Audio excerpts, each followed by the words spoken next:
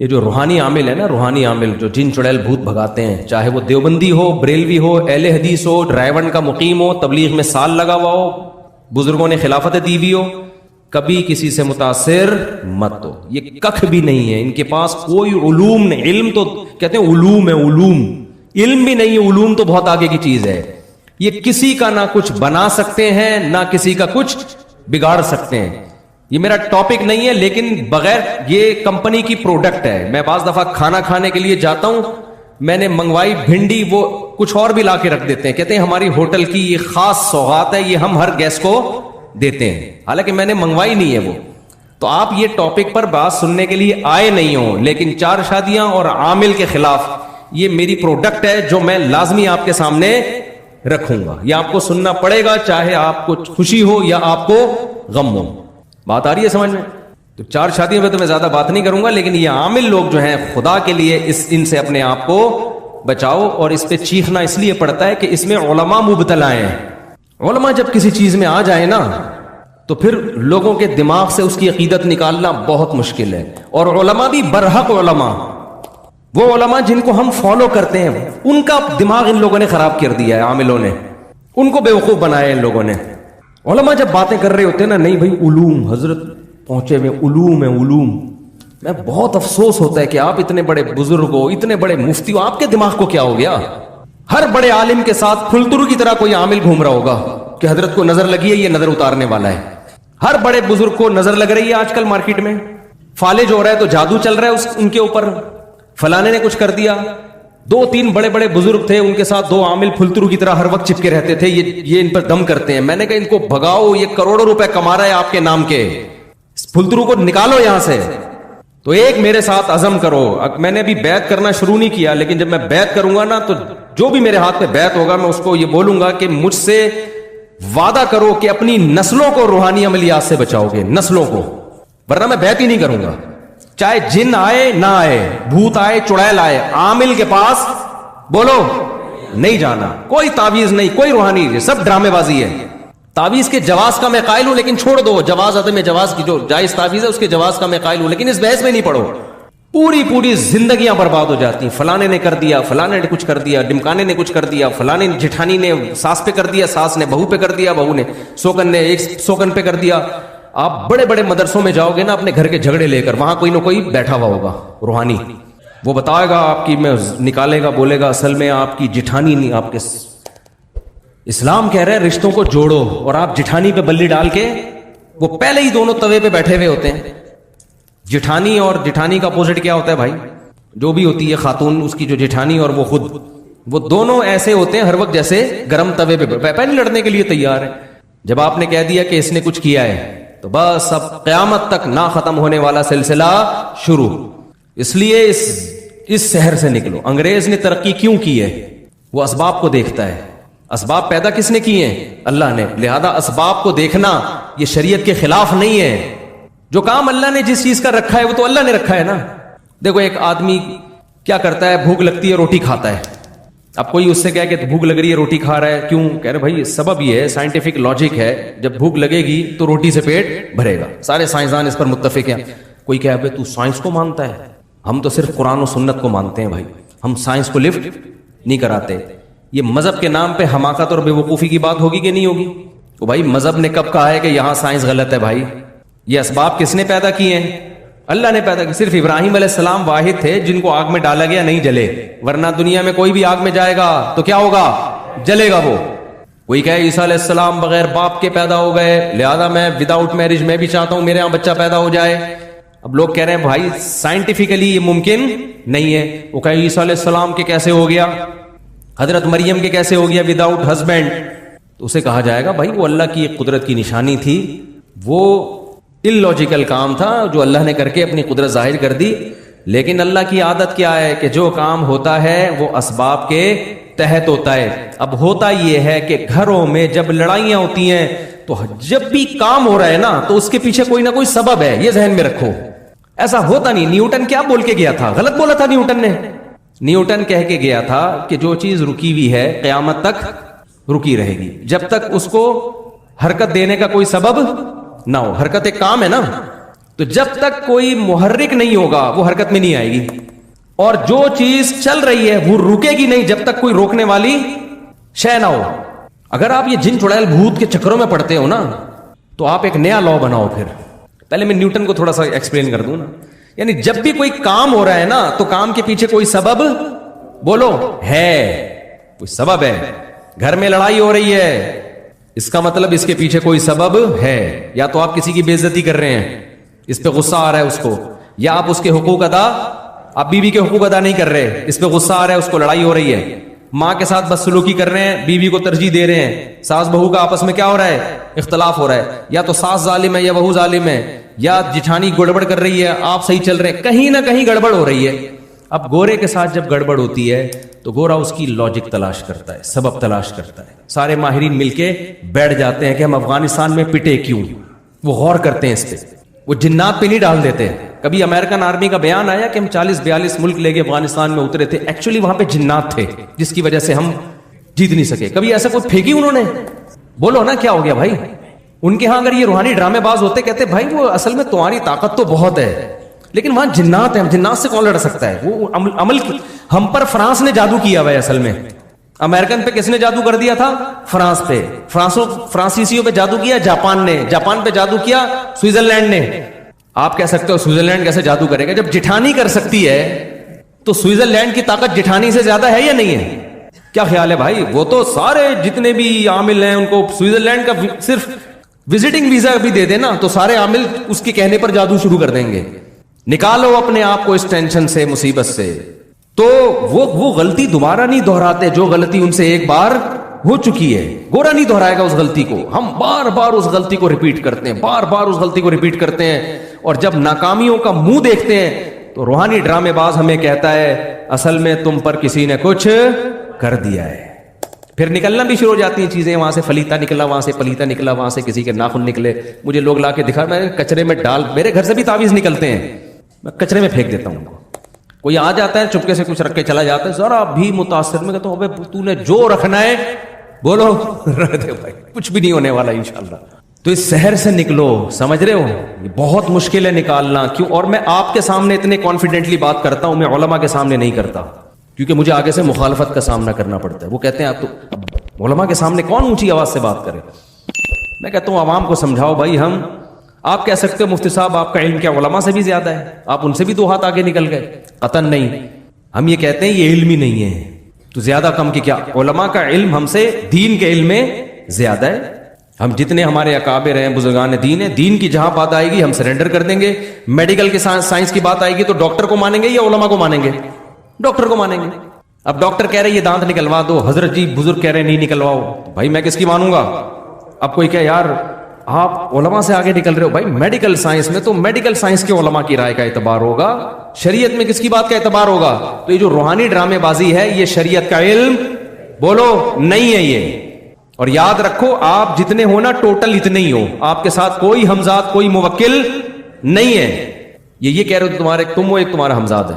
ایک منطقی گیا اپنے گاؤں میں, لوگوں نے پوچھا تم کیا پڑھ کر آئے؟ وہ منطق پڑھی اس نے. انہوں نے بولا بھائی کیا پڑھا ہے تو نے اتنے سالوں میں؟ کہہ رہا منطق پڑھی ہے. کہہ رہے بتا تو صحیح. اس نے کہا صبح ناشتے میں بتاؤں گا. تو ناشتے میں اس کی اماں نے 2 بوائل انڈے بنائے, ایک ابا کے لیے اور ایک بیٹے کے لیے. تو بیٹے نے کہا ابا یہ انڈے حقیقت میں تو 2 ہیں لیکن تصور کی دنیا میں یہ 3 ہیں. ایک یہ انڈا, ایک یہ انڈا, اور ایک ان دونوں کا مجموعہ. وہ ایک الگ اس کی تصور ہے نا, ایک یہ انڈا اور ایک یہ انڈا, یہ انفرادی حیثیت ہے, اور ایک ان کی مجموعی حیثیت سے وہ کیا ہے؟ دونوں کا مجموعہ. وہ ایک الگ چیز ہے. ابا نے 2 انڈے کے کھائے, بولے مجموعہ تو کھا لے بیٹھ کے. مجموعہ کون کھائے گا؟ وہ تو کھا جا. تو عامل بھی کہتا ہے ایک آپ ہو, ایک آپ کا ہمزاد ہے, ایک موکل ہے. پتہ نہیں کیا کہ ڈرامے بازی, جتنے گاڑے الفاظ لے کر آتے ہیں نا جن کا نہ سر نہ پیر. لوگ کہتے ہیں علوم, یہ کیا ہے بھائی؟ علوم ہے بھائی, بہت اوپر کی باتیں ہیں بھائی, ان کو تو سمجھنے کے لیے ہمارے وہ دماغ ہی نہیں ہے. بھائی یہ اس لیے سمجھ میں نہیں آ رہی کہ باتیں ہی ٹھیک نہیں ہے, یہ کوئی دلیل نہیں ہے ان پر. مشرکین جس شرک میں مبتلا ہوئے اس کی بیس تھی توہم پرستی. امکانات کی دنیا میں بہت کچھ ممکن ہے, ہم نے امکانات کی دنیا کو نہیں دیکھنا, ہم نے دلائل کی دنیا کو دیکھنا ہے. جس چیز کا دلیل سے ثبوت ہوگا اس کو مانا جائے گا, ثبوت نہیں ہے تو امکان تو بہت کچھ ہو سکتا ہے. دیکھو میں نے کیس کیا زید پر کہ اس نے میرے 1 لاکھ روپے چوری کیے, جج نے بلایا, زید نے میرے خلاف کیس کیا, سوری میں نے زید کے خلاف کیس کیا کہ زید نے میرے 1 لاکھ روپے چوری. آپ لوگ کو سب آواز صحیح آ رہی ہے, کوئی کنفیوژن تو نہیں ہو رہی نا آواز میں؟ میں نے جج کے سامنے کہا جی زید نے 1 لاکھ روپے چوری کیے ہیں. جج نے کہا تمہارے پاس دلیل کیا ہے؟ میں نے کہا گواہ. کیا میں پاگل تھا اس میں گواہ لے کے گھوم رہا ہوتا؟ جب یہ چوری کر رہا تھا تو میرے پاس اگر گواہ ہوتے تو میں چوری کرنے دیتا اس کو, میں تو پکڑ کے کٹ لگاتا. جج کہا اچھا کوئی کیمرے کی ریکارڈنگ دکھا دو. جج صاحب اگر وہاں کیمرہ لگا ہوتا تو یہ چوری کرتا؟ اس نے ایسی جگہ چوری کی ہے جہاں کیمرہ نہیں لگا ہوا تھا.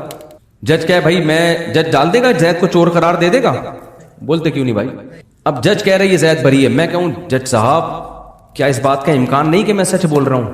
جج کیا کہے گا 100% امکان ہے, لیکن امکان کی بیس پہ کبھی فیصلے نہیں ہوتے. امکان تو بہت, امکان تو اس بات کا بھی ہے کہ آپ نے چوری کی ہو اور یہ کیس ہی نہ کر رہا ہو, اس بیس پہ کہ گواہ نہیں ہے, اس کا بھی تو امکان ہے. امکان تو اس کا بھی ہے کہ 1 لاکھ نہیں 1 کروڑ چوری کی ہوں. پتہ نہیں کیا کیا امکانات دنیا میں ہیں. کبھی امکان کی بیس پہ فیصلہ نہیں کیا جاتا.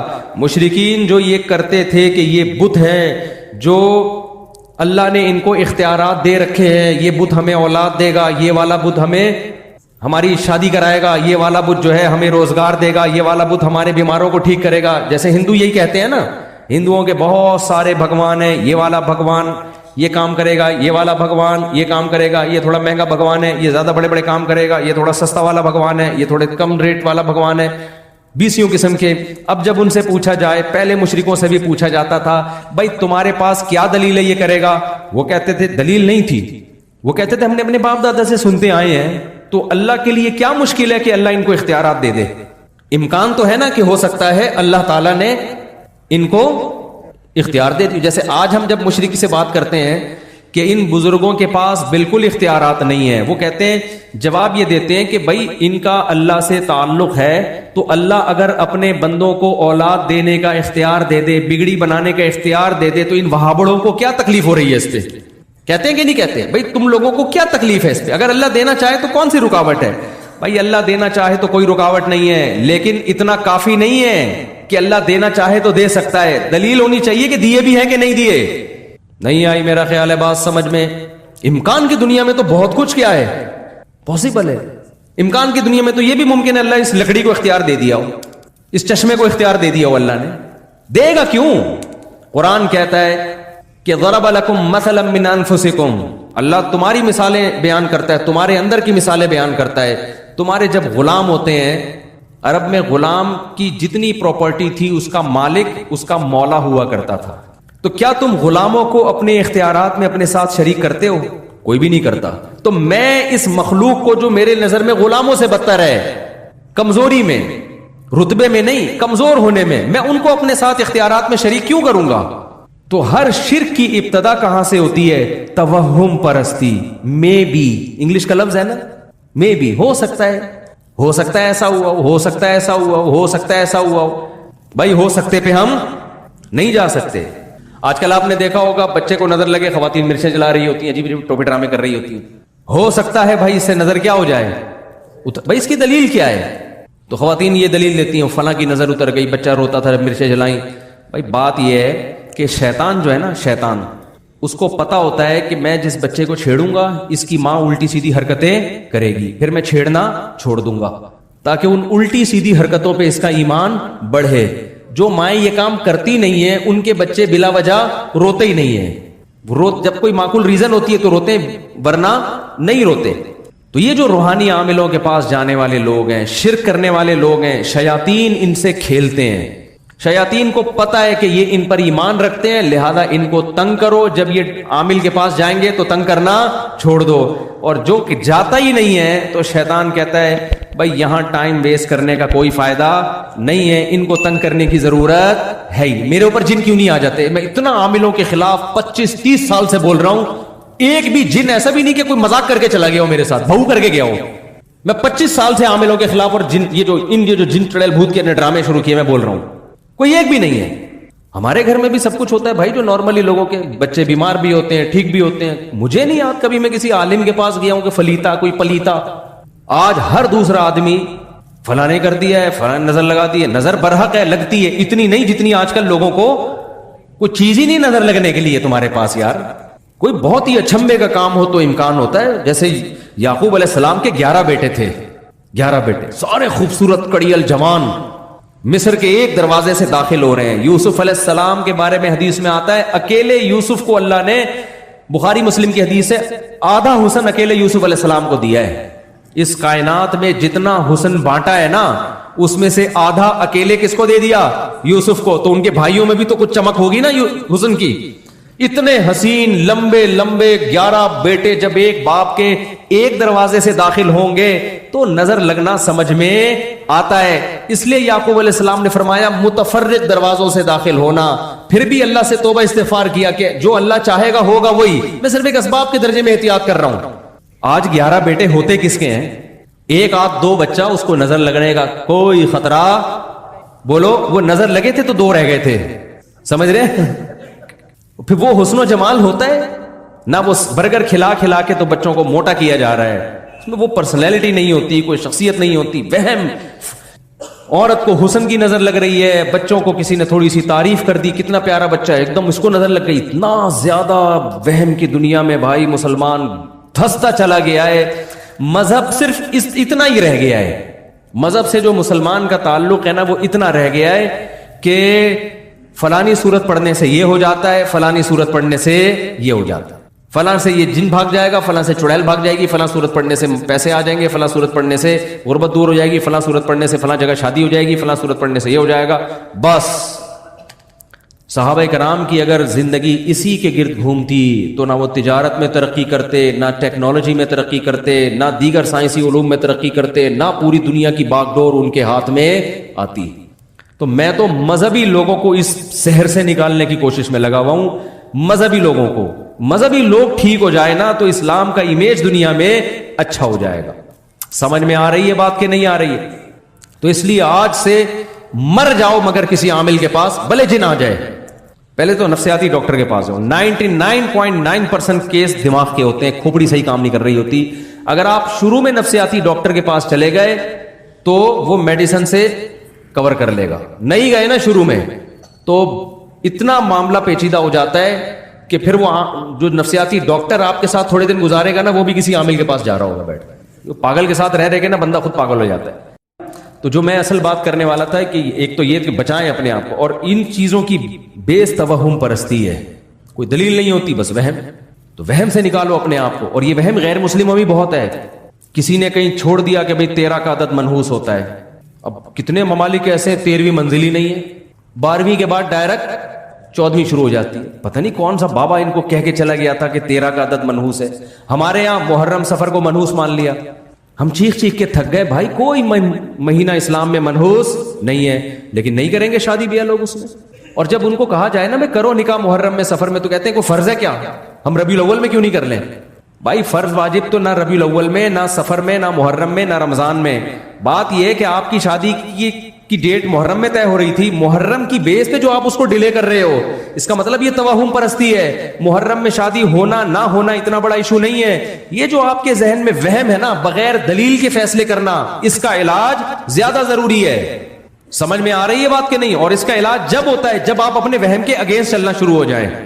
جب آپ اپنے جو وہم پیدا ہو رہا ہے اس کے الٹا چلنا. جیسے کسی کو وہم ہو رہا ہے نا کہ یہ عامل لوگ میرا کچھ بگاڑ سکتے ہیں، عاملوں کو گالیاں دینا شروع کر دیں. یہ خوف دل سے کیا ہو جائے گا؟ نکل جائے گا. مجھے ایک بندے نے بتایا کہ کسی عامل کو میں نے برا بھلا کہا، اس عامل نے کہا بیٹا تیرے پاس اب 24 گھنٹے ہیں، بس 24 گھنٹے میں پڑھائیاں کر رہا ہوں. اب میں پڑھائیاں کروں گا، جن آئیں گے، چڑیل آئے گی، بھوت آئے گا، یہ ہوگا، فلانا ہوگا، ڈمکانا ہوگا.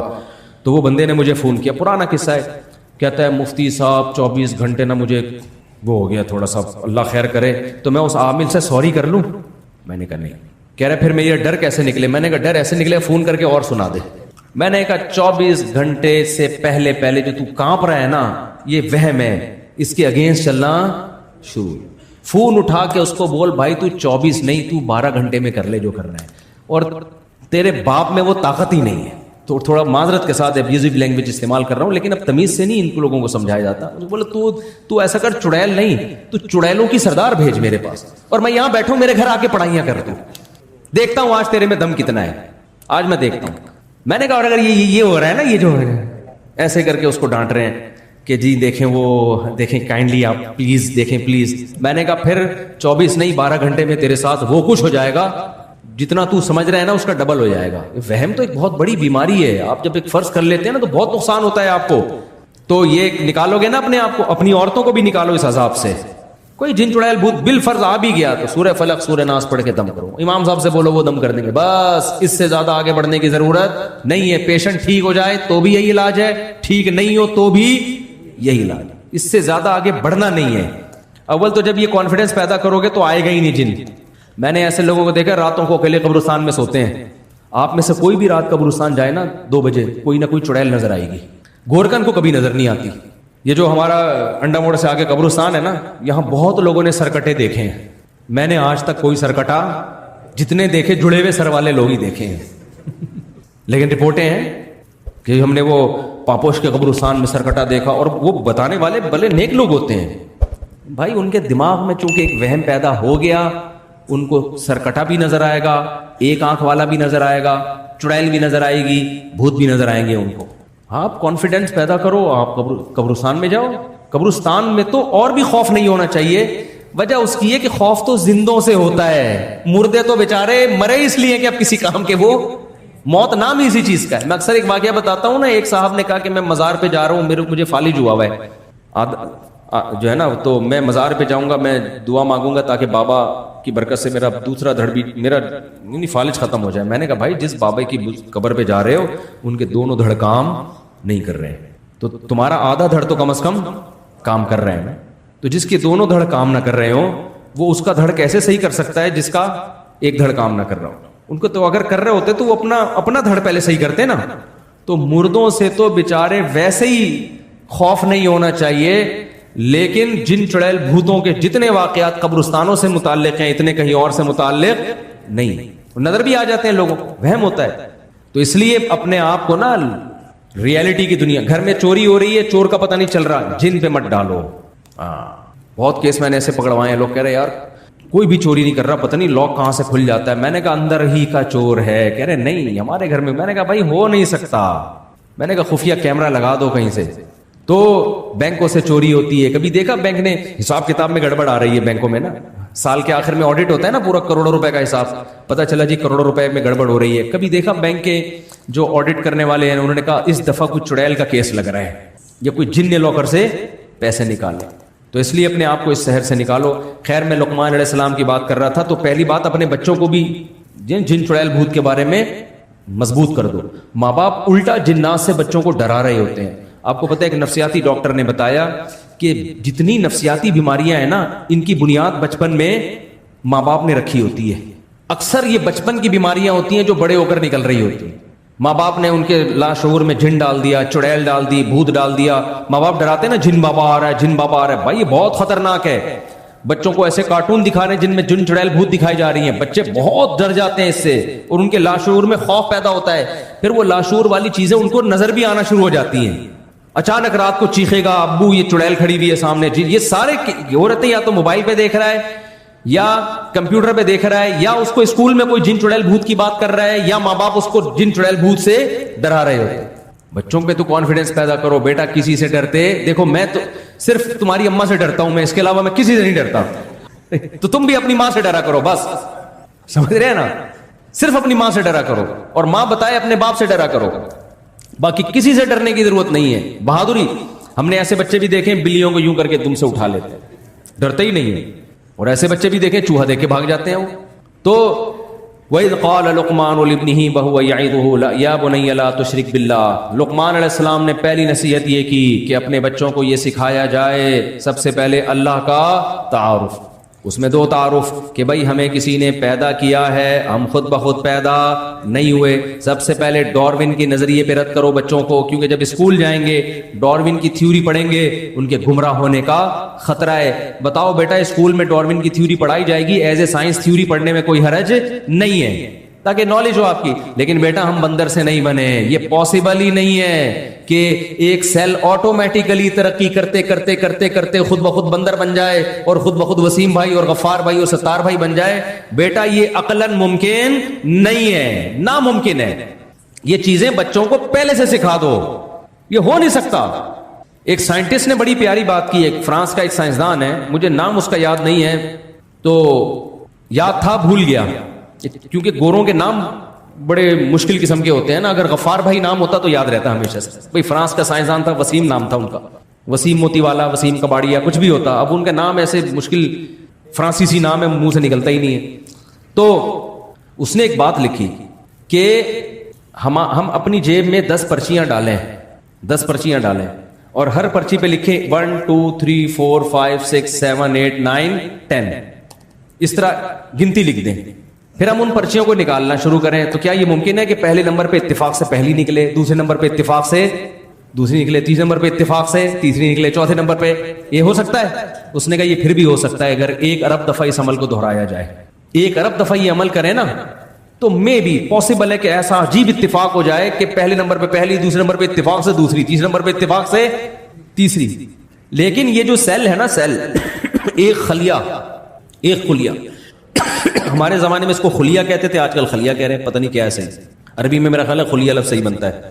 تو ایک جو اکائی ہے نا انسان کی باڈی کی, جو ایک اینٹ ہے, یہ ایک اینٹ میں جو ایلیمنٹ استعمال ہوئے ہیں, ایک سیل جو بھی انسان کا نہیں, کوئی بھی جاندار کا, چاہے وہ پودے کا ہی کیوں نہ ہو, اس میں جو ایلیمنٹ استعمال ہوئے ہیں ان کی جو ایڈجسٹمنٹ ہے, جو مینجمنٹ ہے, جس طرح سے ان کو ایڈجسٹ کر کے بنایا گیا ہے, ایک سیل اگر اتفاق سے لا آف چانس کے تحت وجود میں آیا ہے تو اس میں اربوں سال لگے تو ایک سیل کے وجود میں آنے کا امکان ہے, کئی ارب سال.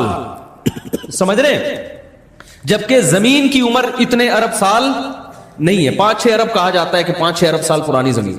تو زمین میں ایک سیل میرے بھائی لا آف چانس کے تحت وجود میں آنے کے لیے کھربوں سال چاہیے, جبکہ زمین کی اتنی عمر نہیں ہے. کھربوں سال میں شاید ایسا ہو جائے, وہ بھی یقین نہیں ہے.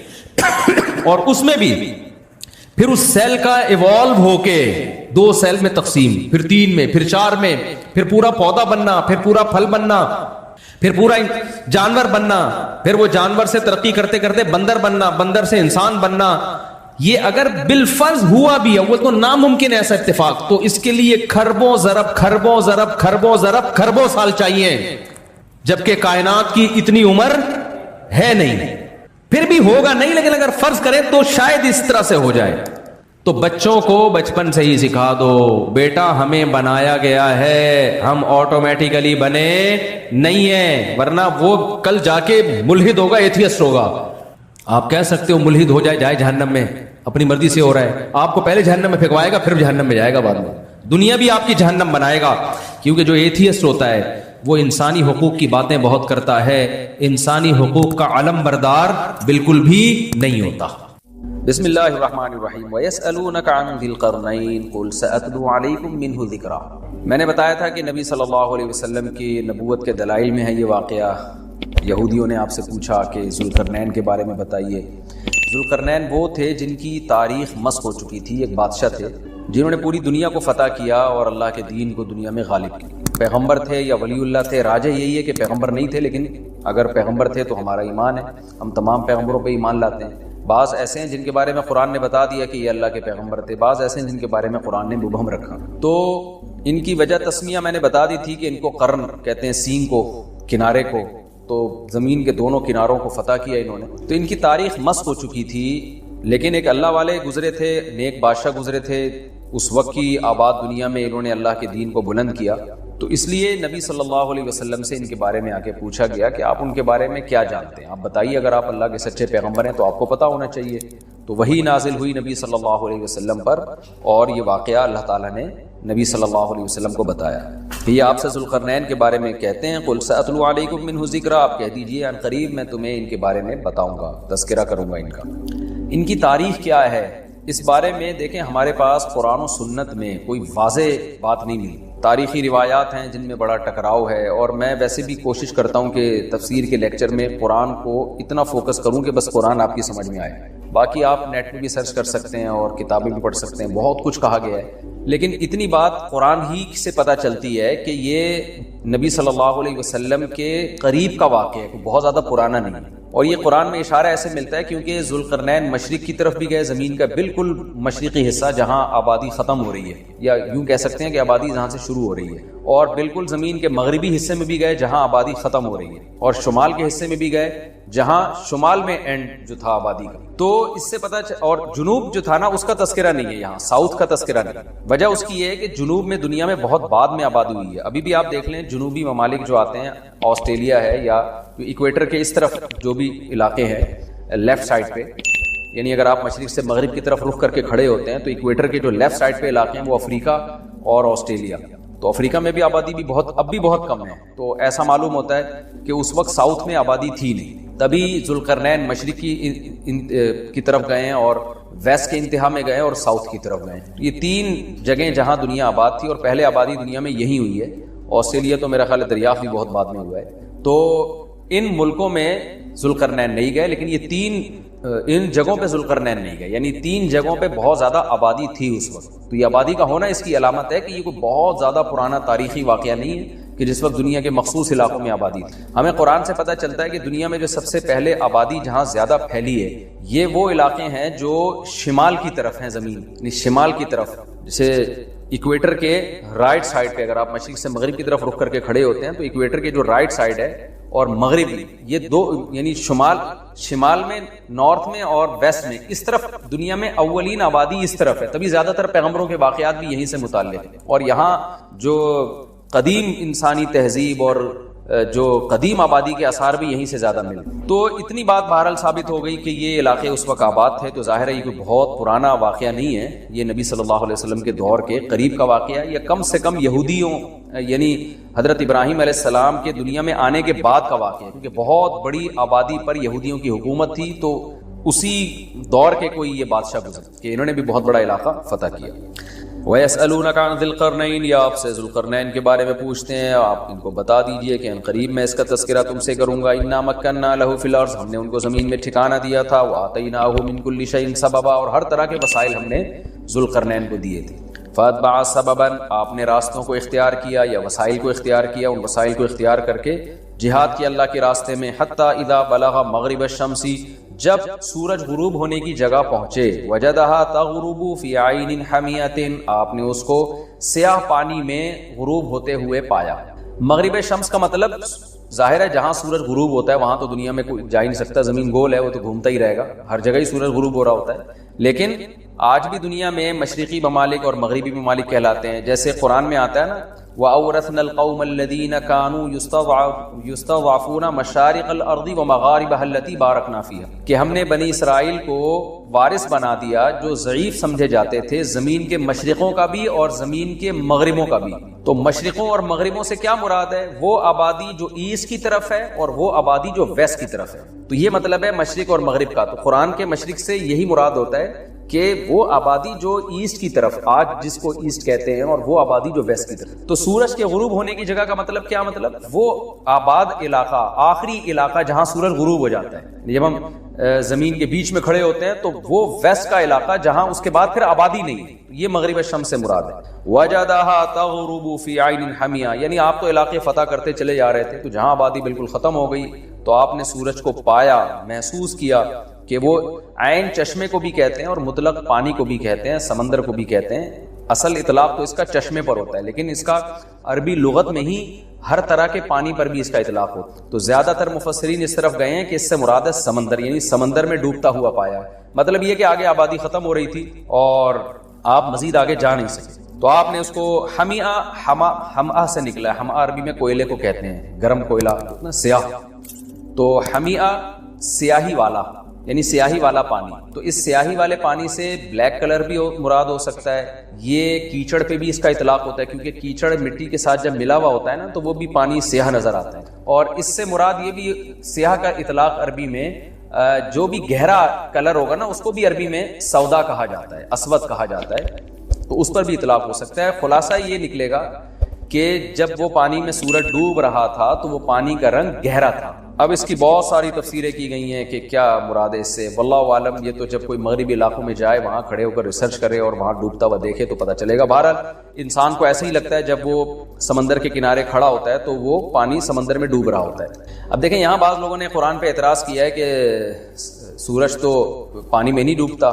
سورج تو گول ہی گھومتا رہتا ہے. تو قرآن نے یہ نہیں کہا کہ سورج پانی میں ڈوب رہا تھا، بلکہ قرآن نے کیا وجدہا، ذوالقرنین نے پایا ایسا، ذوالقرنین کو ایسا لگا کہ پانی میں ڈوب رہا. یہ میں سمجھتا ہوں خود قرآن کی صداقت کی دلیل ہے کہ اس وقت دنیا یہ سمجھتی تھی کہ سورج کوئی خاص جگہ ہے جہاں جا کے غائب ہو جاتا ہے اور پھر مشرق سے طلوع ہوتا ہے، کسی جگہ سے نکل رہا ہوتا ہے. اس وقت دنیا، جب اسلام دنیا میں آیا تو اتنی زیادہ، خاص طور پہ عرب کے بدوؤں کے پاس، عربوں کے پاس اتنی نالج نہیں تھی کہ زمین گول ہے اور سورج اسی طرح چکر لگائے چلا جا رہا ہے. عربوں کے پاس کم از کم اتنی نالج نہیں تھی. ہو سکتا ہے یونان میں اور ادھر ادھر علاقوں میں وہاں کے سائنسدان یہ بات جان گئے ہو، لیکن عربوں کے پاس نالج نہیں. یہ آیت قرآن مجید کی معجزے کی اور بلاغت کی کتنی بڑی دلیل ہے. قرآن یہ بھی تو کہہ سکتا تھا حتی اذا بلغ مغرب الشمس، یہاں تک کہ جب ذوالقرنین مغربی علاقے کی طرف پہنچے جہاں سورج غروب ہوتا ہے، تو تغرب فی عین حمیۃ، سورج غروب ہونے لگا پانی کے اندر.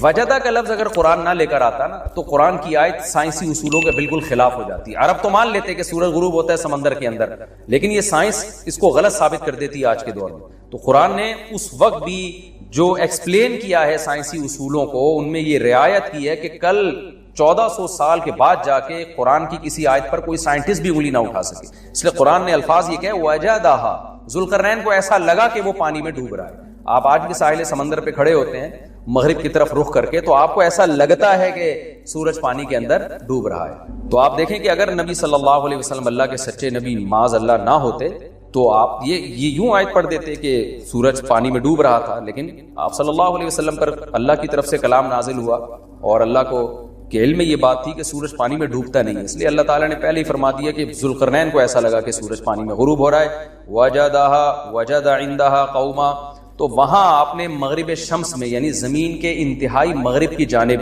ایک قوم کو پایا، لوگ آباد تھے وہاں پہ. قلنا یا ذا القرنین اما ان تعذبا، جب ذوالقرنین نے وہ علاقہ فتح کیا ہے تو اللہ تعالیٰ کہتے ہیں ہم نے ذوالقرنین کو وحی کی. اب اگر ذوالقرنین اللہ کے ولی تھے تو یہ آپ کے دل میں الہام ہوا، اور اگر اللہ کے پیغمبر تھے تو پراپر وحی آئی آپ کے اوپر. وہ کیا وحی تھی؟ ہم نے ذوالقرنین سے کہا، یا بعض علماء نے یہ بھی کہا ہے کہ اس وقت کے پیغمبر کو حکم ہی یہی تھا کہ اپنے امتیوں کو بتا دے کہ اس طرح سے جہاد ہو کہ آپ جب کسی علاقے کو پکڑیں گے تو آپ کے پاس یہ آپشن ہوگا کہ چاہے ان کو قتل کر دیں چاہے ان کو چھوڑ دیں. تو قلنا یا ذا القرنین کا مطلب قلنا بذریعتی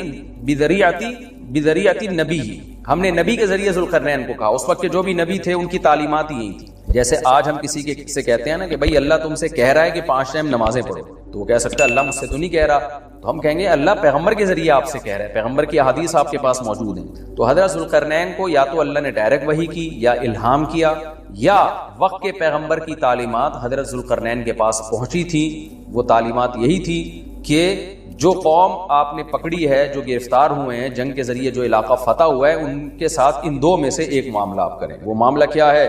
اما ان تعذبا، اے ذوالقرنین یا تو ان کو عذاب دے، و اما ان تتخذ فیہم حسنا، یا آپ کے پاس یہ بھی آپشن ہے کہ آپ ان میں کے ساتھ اچھا سلوک کریں، ان کو چھوڑ دیں. تو آپ کے پاس دونوں آپشن ہیں، جو چاہیں آپ کریں. قال اما من ظلم فسوف نعذبه، حضرت ذوالقرنین نے فرمایا جو ان میں ظالم ہوگا ہم اس کو سزا دیں گے. ثم يرد الى ربه، پھر وہ لوٹایا جائے گا اپنے رب کی طرف آخرت میں. فيعذبه عذابا نکرا، تو اللہ تعالیٰ بھی اس کو بہت سخت عذاب دے گا آخرت کے. واما من آمن وعمل صالحا، اور ان میں جو ایمان لے آیا اور نیک اعمال کیے، فله جزاء الحسنى، اس کے لیے اچھا بدلہ ہے. وسنقول له من امرنا يسرا، اور ہم عنقریب اس کے لیے اچھا معاملہ کریں گے، اس کو اور نوازیں گے. دیکھیں دنیا میں جہاد جب بھی ہوتا ہے نا، چاہے یہودیوں نے کیا ہو، چاہے عیسائیوں نے کیا ہو، چاہے مسلمانوں نے کیا ہو، تو جہاد کی 2 قسمیں ہیں. ایک دفاعی جہاد کہلاتا ہے اور ایک اقدامی جہاد کہلاتا ہے. دفاعی جہاد کا مطلب یہ ہوتا ہے کہ کسی قوم نے آپ پہ حملہ کیا تو ظاہر ہے آپ نے دفاع کرنا ہے، جیسے تیسے ممکن ہو اپنا ڈیفینس کرنا ہے. اس جہاد کو ساری دنیا جائز سمجھتی ہے، آپ کا ذاتی حق سمجھتی ہے. ایک جہاد وہ ہوتا ہے جو اقدام کرنا. اقدام کا مطلب یہ ہوتا ہے کہ اللہ تعالیٰ نے پیغمبروں کو دنیا میں بھیجا، نوح علیہ السلام کو، صالح علیہ السلام کو، ان پیغمبروں کو حکم یہ تھا کہ آپ نے صرف دعوت دینی ہے، آپ نے تلوار نہیں اٹھانی، اس دعوت کے پیچھے تلوار نہیں۔ تو جو ایمان لے آئے، نہیں لے کر آئے، اللہ اس کو خود نمٹے گا قیامت کے دن۔ جیسے نوح علیہ السلام 950 سال دعوت دیتے رہے، 40-50 لوگ ایمان لے کر آئے، باقیوں کو اللہ نے تباہ کر دیا۔ صالح علیہ السلام دعوت دیتے رہے، شعیب علیہ السلام دعوت دیتے رہے، اور ہود علیہ السلام دعوت دیتے رہے، ابراہیم علیہ السلام دعوت دیتے رہے، لوط علیہ السلام دعوت دیتے رہے۔ ان تمام پیغمبروں کی دعوت کے پیچھے تلوار نہیں تھی۔ حضرت موسیٰ علیہ السلام بھی دعوت دیتے رہے، اس کے پیچھے بھی تلوار نہیں تھی، لیکن جب فرعون تباہ برباد ہو گیا، غرق ہو گیا، پھر موسیٰ علیہ السلام کے پاس ایک ریاست آئی چھوٹی سی، پھر موسیٰ علیہ السلام کو اللہ نے حکم دیا کہ اب آپ تلوار لے کے جہاد کریں۔ تو ہم پچھلی امتوں میں دیکھتے ہیں جہاد کا حکم ہمیں نہیں ملتا، لیکن ہم موسیٰ علیہ السلام کو قرآن میں اگر ہم دیکھتے ہیں تو موسیٰ علیہ السلام کے دور سے ہمیں لگتا ہے کہ باقاعدہ تلوار کا تذکرہ ملتا ہے کہ اللہ تعالیٰ نے حضرت موسیٰ کو حکم دیا کہ اپنی قوم کو کہیں کہ قوم عمالقہ پہ آپ جا کے لڑائی کریں۔ مشہور واقعہ ہے کہ یہودیوں نے کہا کہ ہم سے نہیں لڑا جاتا، جس پہ ان کو سزا ملی ہے، اور وادی عتیق میں 40 سال وہ دھکے کھاتے رہے۔ تو وہاں قوم عمالقہ نے کوئی حملہ نہیں کیا تھا موسیٰ علیہ السلام پر، بلکہ موسیٰ علیہ السلام کو خود حکم تھا کہ آپ نے ان کے اوپر حملہ کرنا۔ اس کے بعد جو سلیمان علیہ السلام کی تاریخ ہے، داؤد علیہ السلام کی تاریخ ہے، یہاں اسٹیٹ تھی اور باقاعدہ یہاں سے حملے ہوتے رہے ہیں دوسری ریاستوں پر، جس کی وجہ سے یہودیوں کی بہت بڑی ریاست دنیا میں قائم ہوئی۔ تو یہ کہلاتا ہے اقدامی جہاد۔ اس کا فلسفہ یہ ہے کہ یہ زمین اللہ کی ہے، تو اللہ تعالیٰ صرف انسانوں سے یہ مطالبہ نہیں کرتے کہ جو ایمان لانا چاہے لے آئے، جو نہ لانا چاہے اس کو اپنے حال پہ چھوڑ دو۔ ٹھیک ہے، زبردستی کسی کو مسلمان نہیں بنایا جائے گا، لیکن زمین پر جو نظام چلے گا وہ اللہ کا چلے گا۔ تو اس نظام کو قائم کرنے کے لیے تلوار اٹھانے کا حکم ہے۔ تو یہ یہود میں بھی رہا ہے، عیسائیوں میں بھی رہا ہے۔ اب پچھلی امتوں میں کیوں نہیں تھا؟ وجہ اس کی بار بار میں بتاتا رہتا ہوں کہ اللہ تعالیٰ نے اس دنیا کو جوڑا ہے اسباب کے ساتھ۔ اگر ہم قرآن کا مطالعہ کرتے ہیں، پچھلی امتوں میں جو اقدامی جہاد نہیں رہا، اس کی وجہ یہ تھی کہ اہل اسلام بہت کمزور تھے، وہ لڑ نہیں سکتے تھے۔ نوح علیہ السلام کے دور میں 40-50 لوگ مسلمان ہوئے ہیں، وہ ہزاروں کا مقابلہ نہیں کر سکتے تھے، لہذا ان کو حکم دیا گیا کہ بس آپ نے دعوت دینی ہے، دعوت دینی ہے۔ نوح علیہ السلام 950 سال دن میں بھی رات میں بھی پکارتے رہے۔ صالح علیہ السلام کے ساتھ بہت تھوڑے لوگ ایمان لائے، ہود علیہ السلام کے ساتھ بہت تھوڑے لوگ، لوط علیہ السلام کے ساتھ بہت تھوڑے لوگ، ابراہیم علیہ السلام کے ساتھ تو 2-4 کے علاوہ آپ کی 2 ازواج تھیں اور آپ کے بھانجے، ان کے علاوہ ہمیں نہیں پتا چلتا کہ کوئی اور شخص تیسرا بھی ایمان لے کر آیا، تو آپ نے ہجرت کر کے علاقہ ہی چھوڑ دیا۔ تو یوسف علیہ السلام کا بھی ایسا ہوا کہ جب مصر میں گئے ہیں تو بہت تھوڑی تعداد میں بنی اسرائیل تھے، وہ مصریوں سے لڑ نہیں سکتے تھے، لیکن جب موسیٰ علیہ السلام کے دور میں بنی اسرائیل کو نجات ملی ہے۔ اچھا، پھر موسیٰ علیہ السلام کو بھی حکم نہیں تھا کہ فرعون کے خلاف تلوار اٹھائیں۔ ظاہر ہے گراؤنڈ ریئلٹی یہ کہہ رہی تھی کہ ایسا ہو نہیں سکتا کہ ایک قوم جو غلام بنی ہوئی ہے اور اس کے پاس اپنے ظلم سے بچنے کے لیے وسائل نہیں ہے، وہ ایک مضبوط ریاست کے خلاف خروج کیسے کر سکتی؟ لہذا وہاں بھی اللہ نے اپنی طاقت اور قدرت سے فرعون کو تباہ و برباد کر دیا۔ اب جو بنی اسرائیل بچے نا، ظلم سے آزاد ہوئے، اب ان کے پاس ایک چھوٹی سی اسٹیٹ آ گئی۔ اب ان کو حکم ہوا کہ اب تم نے زمین پر اللہ کا نظام نافذ کرنا ہے۔ تو یہاں بہت سے لوگ اعتراض کرتے ہیں کہ بھئی یہ اسلام کس بات کا حکم دے رہا ہے، کہ یا قرآن کس بات کا حکم دے رہا ہے پیغمبروں کو کہ جی تلوار اٹھائیں اور زمین پر اللہ کے نظام کو نافذ کریں۔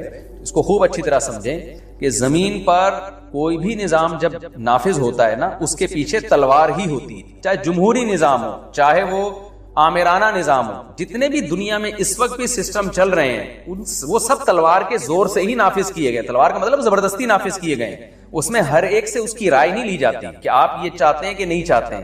مثال کے طور پر اس جمہوری نظام کو یہ آپ دیکھ لیں، اکثریت کے ساتھ اگر کوئی جیتتا ہے تو جو اس کے حزب اختلاف میں لوگ ہوتے ہیں وہ جیتنے والے کو وزیر اعظم مانے یا نہ مانے، سسٹم کہتا ہے کہ آپ کو ماننا پڑے گا۔ تو یہ بھی تو تلوار ہی ہے نا۔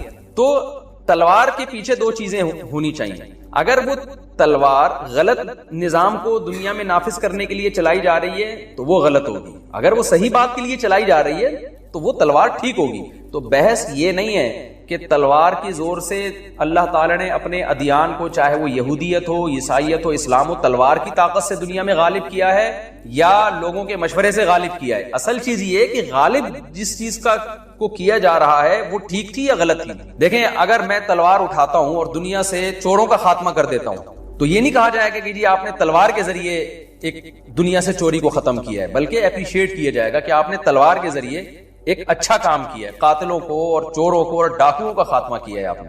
تو یہ خوب سمجھ لیں، اسلام دنیا میں آیا، اس سے پہلے یہودیت دنیا میں آئی یا عیسائیت دنیا میں آئی، تو جن پیغمبروں نے تلواریں اٹھائی ہیں نا، ان کا موقف بہت واضح تھا کہ زمین پر اللہ کا نظام ہونا چاہیے، اس نظام کو نافذ کرنے کے لیے تلوار چلے گی۔ ایک بات. نمبر 2 کہ ہم جس نظام کو اللہ کا نظام کہہ رہے ہیں اس نظام کے اللہ کے نظام ہونے پر ہمارے پاس مضبوط دلائل. یعنی ایک آدمی تلوار اٹھاتا ہے, وہ کہتا ہے کہ میں اللہ کے نظام کو دنیا میں نافذ کرنے کے لیے یہ کام کر رہا ہوں, لیکن اس کے پاس دلیل ہی نہیں ہے کہ میرا جو نظام ہے وہ اللہ کا نظام ہے, تو وہ بھی غلط ہے. دیکھیں یہاں 3 اسٹیپ ہیں, اس کو خوب اچھی طرح سمجھیں. تین اسٹیپ ہیں, اس کو یعنی ہمیشہ کے لیے نا یہ اقدامی جہاد کا فلسفہ آپ کے دماغ میں بیٹھ جائے گا. جب آپ تلوار اٹھاتے ہیں, نمبر 1 آپ جس سسٹم کو دنیا میں غالب کرنے کی بات کر رہے ہوتے ہیں نا تلوار کی طاقت سے, پہلی بات وہ سسٹم ٹھیک ہونا چاہیے. ایک بات, غلط چیز کو دنیا میں آپ تلوار کے ذریعے نافذ نہیں کر سکتے. نمبر 2 اس کے ٹھیک ہونے پر آپ کے پاس مضبوط دلائل ہو, 2 اور 2 4 کی طرح آپ کے پاس دلائل ہو کہ یہ جو میں چیز دنیا میں نافذ کر رہا ہوں یہ ٹھیک ہے. جیسے کوئی کرپشن کے خلاف جہاد کرتا ہے تو ساری دنیا مانتی ہے کہ کرپشن غلط ہے, تو یعنی یہ اتنا واضح آپ کا دعویٰ ہونا چاہیے. تیسری چیز, آپ کے پاس اسباب اور وسائل بھی ہوں کہ اسباب اور وسائل کی دنیا میں آپ فتح بھی حاصل کر سکتے ہو. تو 3 شرطیں کسی تحریک میں کسی نظام میں پائی جائیں گی تو شرعن بھی اور عقلاً بھی ان کو اجازت ہوگی کہ وہ تلوار اٹھائیں اور اپنے نظام کو دنیا پہ نافذ کر دیں. اور یہ 3 شرطوں میں سے ایک شرط بھی اگر نہیں پائی جاتی پھر کسی تحریک کو یا کسی بھی شخص کو اجازت نہیں. مثال کے طور پر اب میں ایسی مثالیں دیتا ہوں جس سے یہ جو میں نے 3 شرطیں بیان کی ہیں نا یہ شرطیں اچھی طرح سمجھ میں آئیں گی. ایک آدمی تلوار اٹھاتا ہے, ایک تحریک چلاتا ہے, جیسے ہٹلر نے تلوار اٹھائی تھی, وہ بھی اقدامی لڑائی کر رہا تھا. اس نے تلوار اٹھائی کہ جی میں پوری دنیا میں کا کنٹرول اپنے ہاتھ میں لینا چاہتا ہوں, لیکن تلوار اس نے اٹھائی اس بیس پہ وہ چاہتا تھا کہ جرمن کو پوری دنیا کا حاکم بنا دے. اس سے جب پوچھا گیا کہ بھئی آپ جرمن قوم کو پوری دنیا کا حاکم کیوں بنانا چاہتے ہیں, اس نے دلیل دی کہ جرمن قوم دنیا کا بہترین دماغ رکھتی ہے اور دنیا کا لیڈر بننے کی سب سے بڑی جرمن قوم میں صلاحیت ہے. یہ دلیل بھی غلط تھی, اور جس چیز کو دنیا میں جس ہدف کو لے کے وہ دنیا میں اس نے تلوار چلائی وہ ہدف بھی غلط ہے. ایک شرط ہو سکتا ہے پائی جاتی ہو, اس نے کہا ہوگا کہ میرے پاس اتنے وسائل ہیں, اتنی طاقت ہے, اتنا اسلحہ ہے, ایسی منظم فوج ہے کہ میں دنیا پہ غلبہ پا سکتا ہوں. اس میں 2 رائے ہو سکتی ہیں کہ ہٹلر کے پاس اتنی مضبوط فوج تھی یا نہیں تھی. ہم مان لیتے ہیں کہ جی اس کے پاس اتنی مضبوط آرمی تھی, اتنے وسائل تھے کہ وہ دنیا میں غلبہ حاصل کر سکتا تھا, لیکن پچھلی 2 شرطیں یہاں مفقود ہو رہی کہ آپ جس چیز کو دنیا میں نافذ کر رہے ہو اس کی آپ کے پاس برحق ہونے کی کیا دلیل. آپ یہ تو قوم کی جنگ ہے, آپ ایک قوم کو دنیا کا امام بنانا چاہتے ہو. تو دنیا میں جتنی بھی غیر مسلموں کی جنگیں ہوتی رہی ہیں یا تو یعنی ان میں 2 شرطیں لازمی مفقود ہیں, نہ ان کے پاس کوئی ہدف ہوتا ہے صحیح. ہدف کیا ہوتا ہے؟ دنیا کے وسائل پہ قبضہ کرنا, اور نہ اس ہدف کے صحیح ہونے کی ان کے پاس کوئی واضح دلیل ہوتی. جبکہ اسلامی جنگیں یا یہود و نصارہ کی جو جنگیں رہی ہیں ان جنگوں کے پیچھے دعویٰ بھی درست ہوتا ہے اور ان کے پاس اس دعوے کے درست ہونے کی دلیل بھی بہت واضح ہوتی ہے. تیسری شرط میں اختلاف ہو سکتا ہے کہ آپ کے پاس پاور ہے یا نہیں. تو جتنی بھی جنگیں دنیا میں ہوئی ہیں جو مذہب کے نام پہ جنگیں ہوئی ہیں, اگر ان جنگوں میں مذہب ٹھیک تھا اور جو مذہب کے نام پہ جنگ کرنے والے لوگ تھے ان کے پاس اپنے مذہب کے برحق ہونے کے دلائل بھی 2 اور 2 4 کی طرح بالکل واضح تھے, اور ان کے پاس اتنی طاقت بھی تھی کہ لڑائی کے بعد فساد برائے فساد نہیں ہوگا بلکہ وہ علاقوں پہ قبضہ کر لیں گے, تو پھر ایسی جنگ ان کے لیے بالکل جائز تھی. دنیا میں کوئی عقل مند اس کو غلط نہیں کہہ سکتا. تو یہ اقدامی جہاد ہے جو اسلام میں بھی رہا ہے, یہودیوں میں بھی رہا ہے اور عیسائیوں میں بھی رہا ہے. اور میں بار بار یہ بات کہتا ہوں, ہمارے ایک دوست اٹلی گئے نا تو انہوں نے کہا کہ وہاں پہ ایک اٹلی میں جو ایک سٹی ہے جو پانی پہ ہے, اس کا نام اس وقت میرے ذہن سے نکل گیا, میں ہو کے بھی آیا ہوں, چاروں طرف پانی ہے, تو وہاں ایک بورڈ انہوں نے لگا کے رکھا ہوا ہے کہ مسلمان فاتحین جب یورپ میں داخل ہوئے تو جو ناجائز قبضہ انہوں نے کیا اور تلواریں چلائی تو ہم بھاگ کے ان جزیروں میں محصور ہو گئے تھے. تو میرے دوست نے مجھے اٹلی سے فون کیا کہ یہ دو مسلمان فاتحین کے بارے میں اس طرح کے بورڈز پہ یہاں چیزیں لکھی ہوئی ہیں. میں نے ان سے کہا کہ ان سے آپ یہ کہنا